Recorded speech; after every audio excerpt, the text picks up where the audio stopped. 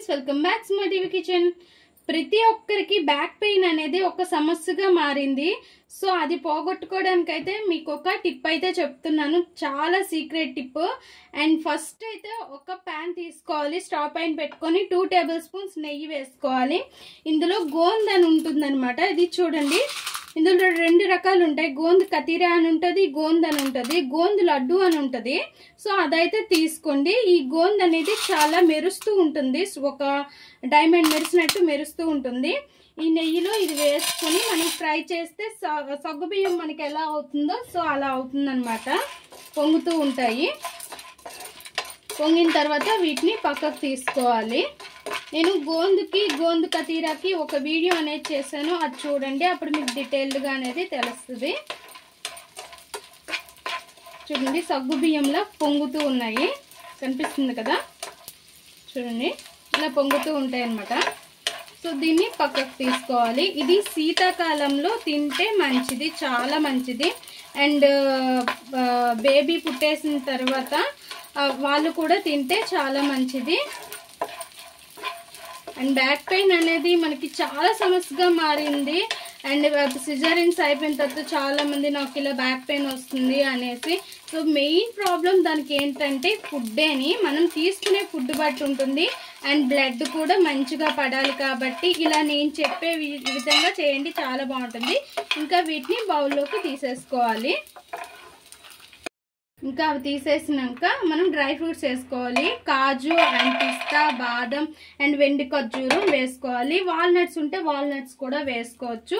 ఇవన్నీ కూడా ఫ్రై చేసేసుకోవాలి. ఇంకొక 1 టేబుల్ స్పూన్స్ నెయ్యి అనేది వేసుకొని ఇవన్నీ కూడా మంచిగా ఫ్రై చేసేసేయాలి. చాలా మంది ఏమిటంటే ఆపరేషన్ అయిన తర్వాత బ్యాక్ పెయిన్ బాగా వస్తుంది. సో చాలా మందే కాదు, నాకు కూడా చాలా ఎక్కువగా వచ్చింది. డాక్టర్లు ఏమంటారంటే అది ఇంజెక్షన్ వల్ల కాదు, అది ఇది అని చెప్తారు. మరి నాకైతే తెలియదు కానీ చాలా పెయిన్ వచ్చేది. అండ్ నేను ఇలా వాడిన తర్వాత అయితే నాకు చాలా ఇంప్రూవ్ అయింది. అండ్ ఫుడ్ అయితే స్టార్టింగ్లో పత్తెం పెట్టేవాళ్ళు కదా, అట్లా పత్తెం పెట్టేటప్పుడు ఏంటంటే కొంచెం ఫుడ్ ఇస్తారు కాబట్టి బాగా వచ్చేసేది నాకైతే.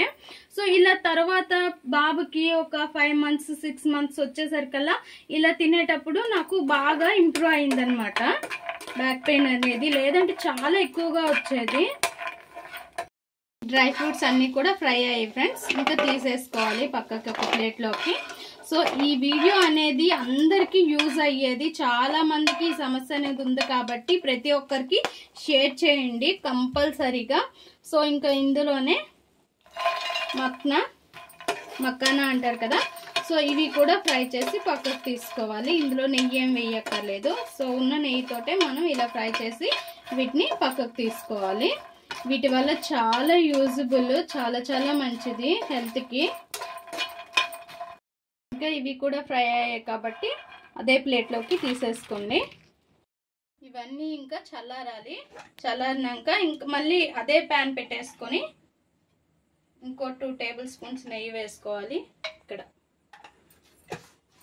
ఇంకో 2 టేబుల్ స్పూన్స్ నెయ్యి వేసుకొని సుజీ రవ్వ అంటారు కదా, ఉప్మా రవ్వ, అది ఒక 3/4 కప్పు తీసుకోవాలి. 3/4 కప్పు తీసుకొని ఇంకా ఫ్రై చేసుకోవాలి. దీన్ని బాగా మంచిగా ఫ్రై చేసుకోవాలి. అండ్ ఇది 1 డే మొత్తం కూడా 1 రోజులు వాడండి, చాలా మంచిది. 1 రోజులు కాకపోయినా ఒక 3 weeks వరకైనా వాడండి, చాలా రిజల్ట్ అనేది కనిపిస్తుంది. అండ్ ఇది కంటిన్యూ చేసుకోవాలన్నా కంటిన్యూ చేసుకోవచ్చు. ఇలా చేసుకొని 1 టేబుల్ స్పూన్ తీసుకుంటే రోజుకి 1 టేబుల్ స్పూన్ చాలా మంచిది. ఈ రవ్వ అంతా కూడా మంచిగా ఫ్రై అయిపోవాలి.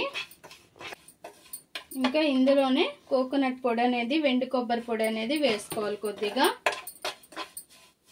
వేసుకొని ఇంకా ఇందులోనే కిస్మిస్, వెండి ద్రాక్ష అండ్ బ్లాక్ కొద్దిగా వెండి ద్రాక్ష ఇవన్నీ కూడా వేసేసి ఫ్రై చేసి పక్కన ఉంచుకోవాలి. ఇవన్నీ కూడా ఇవన్నీ కూడా ఫ్రై అయ్యాయి. ఇంకా ఇవి కూడా ఒక ప్లేట్లోకి తీసేసుకోవాలి. ఇందులోనే ఇంకో 1 టేబుల్ స్పూన్ నెయ్యి వేసుకొని గుమ్మడి గింజలు and sunflower next chia seeds అన్నీ కూడా ఫ్రై చేసుకోవాలి. ఇవన్నీ కూడా ఫ్రై చేసుకొని పక్కకు తీసుకోవాలి. ఇంకా ఇవన్నీ కూడా ఒక ప్లేట్లోకి తీసుకుని అన్నీ చల్లారనివ్వాలి. చల్లారిన తర్వాత మనం బ్లెండ్ చేసుకోవాలి.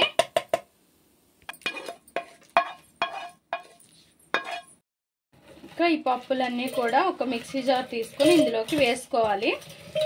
ఇంకా రవ్వ ఉంది కదా, ఆ రవ్వ పక్కన ఉంచేసేయండి, అది మిక్సీ పట్టవలసిన అవసరం అయితే లేదు.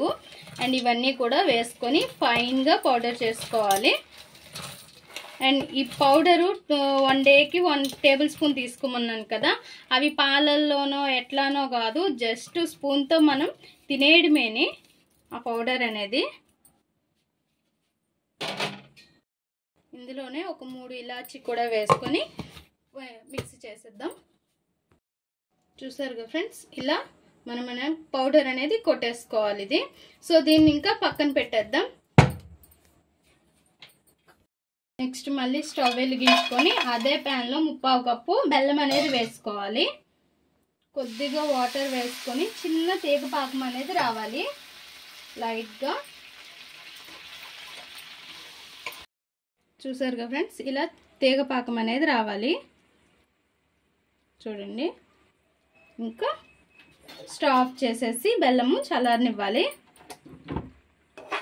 మరీ చల్లారనివ్వక్కర్లేదు, బెల్లము జస్ట్ చల్లారితే చాలు, చిన్న వేడిగానే ఉండాలి.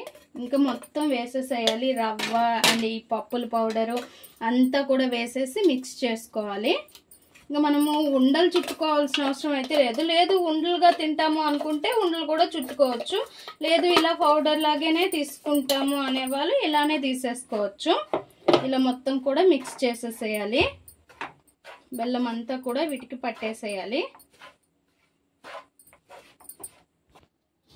ఇంకా కొద్దిగా గోరువెచ్చగా అయిన తర్వాత ఇలా బౌల్లోకి తీసేసుకొని ఇంకా మొత్తం కూడా ఇలా మిక్స్ చేసుకుంటే హ్యాండ్తో మొత్తం కలుస్తుంది, నీట్గా కలుస్తుంది అనమాట. సో ఇందులోనే మరి కొద్దిగా డ్రై ఫ్రూట్స్ వేసుకొని మిక్స్ చేసేసుకుందాం. కొద్దిగా పొడిగా కొట్టేసుకొని అక్కడక్కడ తగులుతూ చాలా బాగుంటుంది. రెడీ అయిపోయింది, చాలా సింపుల్.